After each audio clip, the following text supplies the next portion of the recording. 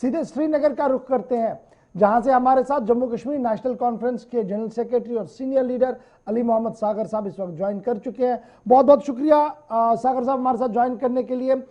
सूरत हाल आपके सामने है, 7वां मरहला आहिस्ता आहिस्ता अपने इख्तिताम की ओर डीडीसी इंतखाबात का, और 5 अगस्त के बाद एक बड़ा एक्सरसाइज है जमहूरियत के हवाले से।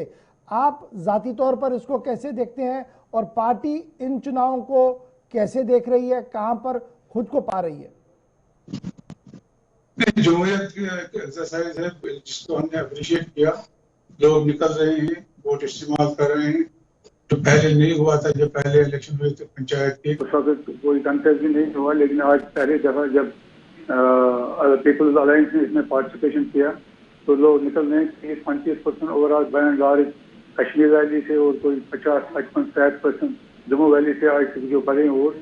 तो उसके बाद में एक अच्छी बात है कि लोग निकल रहे हैं, जमहूरियत को मजबूत कर रहे हैं, अच्छी बात है।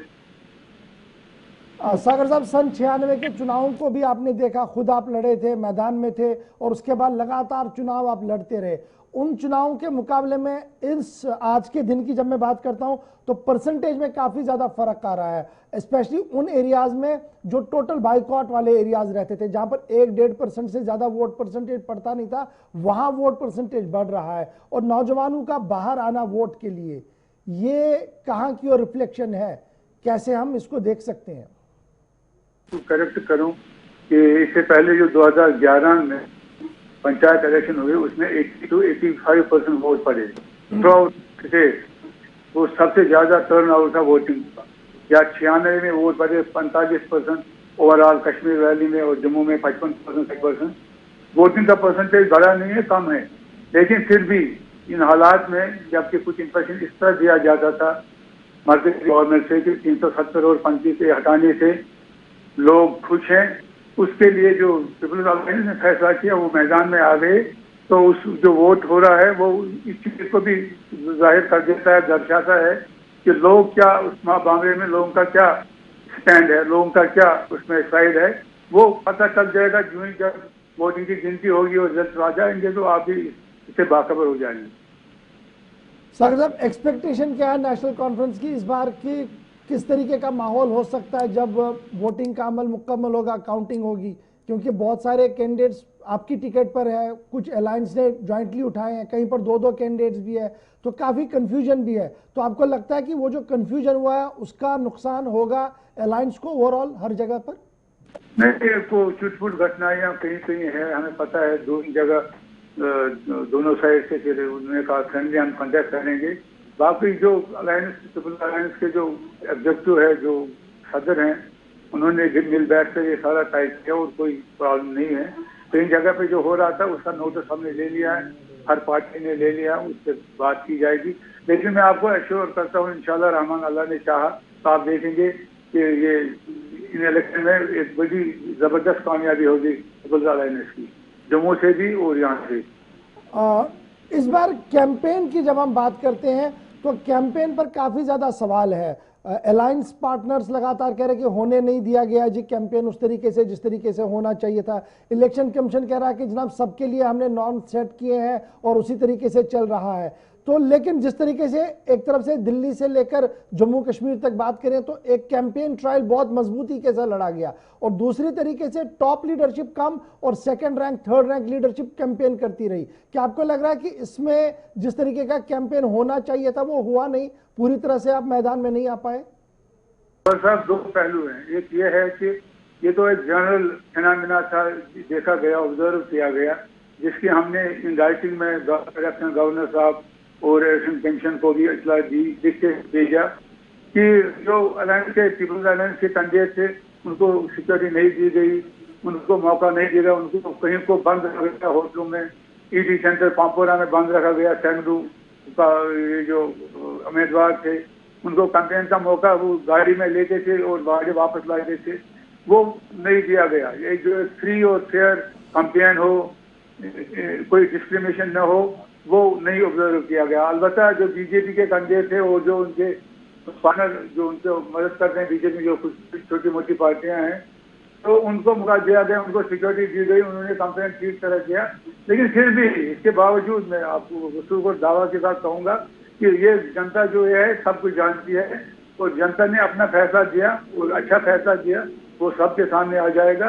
बाकी हमने किया था फैसला जब इन्होंने सिक्योरिटी के कि डिस्ट्रिक्ट लेवल पे ही जो हमारे पार्टी कैडर हैं, पार्टी अहदेदार हैं, वो कंपनी को चलाएंगे, घर घर जाएंगे और उधर बाखबर करेंगे लोगों को कि स्टेट लेवल पे या जो हमारा स्टेट लेवल पे लीडरशिप है, जो टॉप लीडरशिप है, वो इसमें नहीं जाएगी। अच्छा, यानी ये डिसीजन था कि स्टेट लेवल की लीडरशिप नहीं जाएगी, डिस्ट्रिक्ट कार्डर जो आपका है या प्रोविंशियल कार्डर जो है वो कैंपेन को संभालेगा, वही नीचे कैंपेन करता रहेगा। बिल्कुल, आपने देखा होगा, वो आपने उधर भी किया होगा। सागर साहब, बड़ा इंपॉर्टेंट है, जब ये इलेक्शन का अनाउंसमेंट हुआ उसके साथ ही दो बड़े मुद्दे उठे, एक रोशनी एक्ट का मामला आया और फॉरेस्ट जमीनों का मामला आया, और फिर ये भी कहा गया कि देखिए अब किस तरीके से ये बाहर आएंगे, ये तो कहने के लिए कुछ बचा ही नहीं इनके पास। लगातार इल्जाम लगे नेशनल कॉन्फ्रेंस की लीडरशिप पर, पीडीपी की लीडरशिप पर, लेकिन लीडरशिप अक्सर खामोश दिखी, ऐसा क्यों?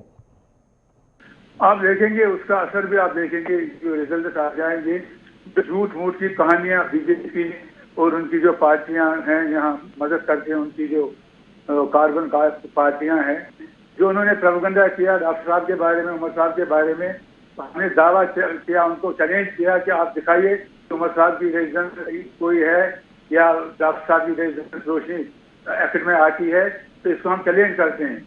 लेकिन वो उसमें कामयाब नहीं हुए, वो चुप ही रहे। काफी जो जहाँ ये हुआ था, जहाँ आपने खुद बताया, आपके कई डिस्कशन डिबेट्स हुए, जम्मू में कोई जो 96,000 हेक्टेयर या चुनाव जमीन दे दी गई, वहाँ किनको दे दी गई, वो एक मिनिस्टर साहब का मिनिस्टर बीजेपी के थे, उन्होंने कहा था कि नहीं जी, जम्मू बीजेपी के किसी वर्कर ने नहीं ले लिया, जबकि सैकड़ों कनाल, हजारों कनाल जमीन जो दी गई वो उनको दे गई, उनके नाम जाहिर नहीं किए गए। अब अच्छी बात है, ये इन्होंने सीबीआई ने कहा इसकी इंक्वायरी की जाए, इसकी इंक्वायरी करें, देखें अगर किसी ने वायलेट किया लॉ को, प्रोसीजर को वायलेट किया है, किसी गरीब का हक खाया है, तो उसके खिलाफ कार्रवाई होनी चाहिए, उसमें क्या बात है। बाकी बीजेपी जो एक कंपेन चला रही है डॉक्टर साहब के खिलाफ या बाकी जो लीडर है अलायंस के, तो वो उसमें नाकाम होंगे, उसमें उनको कामयाबी नहीं मिलेगी, क्योंकि उनको ये हथियार था इंतखाब में ये चीजें इस्तेमाल करने की, ताकि लोगों को वो कुछ असरअंदाज कर सके।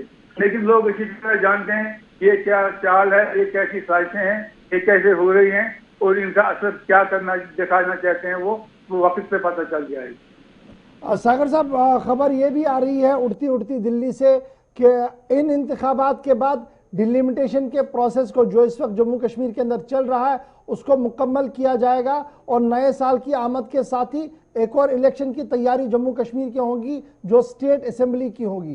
तो उस जो प्रोसेस अभी चल रहा है जिसमें नेशनल कॉन्फ्रेंस का बाइकआउट है, आप डिलिमिटेशन का हिस्सा बने नहीं, ये प्रोसेस क्या रिव्यू होगा आपकी तरफ से, या फिर बाद में यही कहा जाए कि देखिए रिव्यू इस तरीके की डिलिमिटेशन हुई, इसमें किसी से पूछा नहीं गया? देखिए, उसमें एक डाटा बनाया गया था जो खुद दिल्ली में बैठकर कुछ लोगों ने बनाया, तो हमने कहा we are not party to this.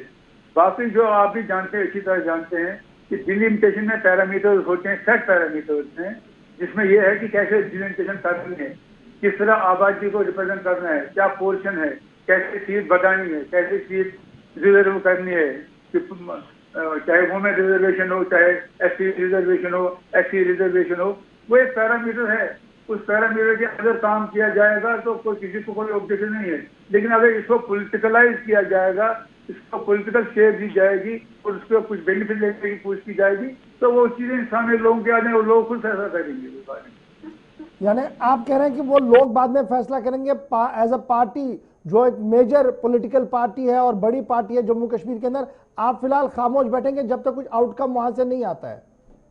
हमने इसलिए पार्टिसिपेट नहीं किया, हमें पता था कि उन्होंने कुछ चीजें ऑलरेडी सेट की है, वो कुछ भी पॉलिटिकल बेनिफिट लेना चाहते हैं इसका, कि उनकी हुकूमत मरकज में है, उसका फायदा लेना चाहते हैं, उसका दुरुपयोग करना चाहते हैं। तो उस सिलसिले में नेशनल कॉन्फ्रेंस पहली बात कर रहे हैं। अब आगे क्या होगा, कैसे सिफारिशें आ जाएंगी, कैसे उनकी रिकमेंडेशन होगी, वो आने पर ही हम अपनी राय जाहिर करेंगे। बहुत बहुत शुक्रिया अलीमाम सागर साहब, श्रीनगर से हमारे साथ ज्वाइन करने के लिए और ये साफ करने के लिए कि सूरत हाल क्या कुछ है